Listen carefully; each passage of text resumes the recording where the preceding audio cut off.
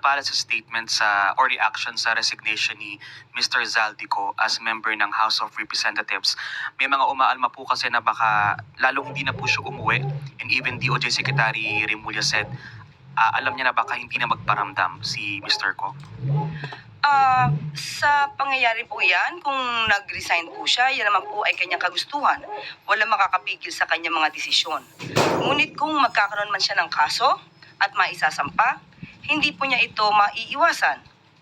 Hindi niya po ito matatakbuhan. So mas maganda po rito kung siya man po ay masasampa ng kaso, ipaglaban na lang niya ang kanyang karapatan at ipaglaban ang katotohanan na naaayon sa kanyang mga ebidensya. One follow-up lang po. How important po ba si Mr. Zaldico dito po sa gitna po ng mga investigation sa flood control controversy? Kasi lumulutang po yung pangalan niya for the past week sa mga hearing in the Senate pati po sa House of Representatives. Kung nababanggit ang kanyang pangalan, definitely dapat niya po itong sagutin. Dahil kung hindi niya po ito masasagot at iiwasan niya, lalabas lamang po siyang guilty. So mas mainam po na maipaliwanag niya ang kanyang side. Sunod na tanong, Katrina Domingo, ABS-CBN.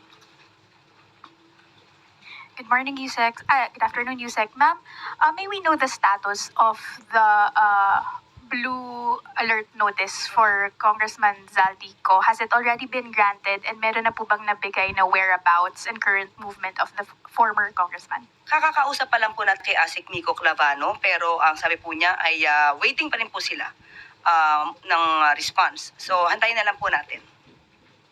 Ma'am, follow-up question. Na-raise po ba yung issue ni former Congressman Zaldico and his resignation during the LEDAC where both President Marcos Jr. and House Speaker Bogie D were present? Hindi po napag-usapan. Sunod, Ana Bajo, GMA Online. Good afternoon, ma'am. Ma'am, may we just get palas po? Sino po yung namili kay Azurin to be the special advisor? Is it the ICI or President Marcos? And ma'am, what were the things considered para si Azurin po yung mapili nating kapalit ni Mayor Magalong? Kung sino man po ang namili, ibibigay ko na naman po sa inyo kung anong detalye dyan. Pero ayon po sa Pangulo, ang pagkakapili po kay General Azurin ay base na rin po sa kanyang karanasan, sa kanyang mga kagalingan, at siya naman din po ay investigador at walang komplikasyon. Hindi po kasi siya politiko. Ma'am, but how confident is the President with Azurin being the special advisor po ng ICI given na he was implicated po sa isang he was accused of allegedly covering up yung drug haul sa Manila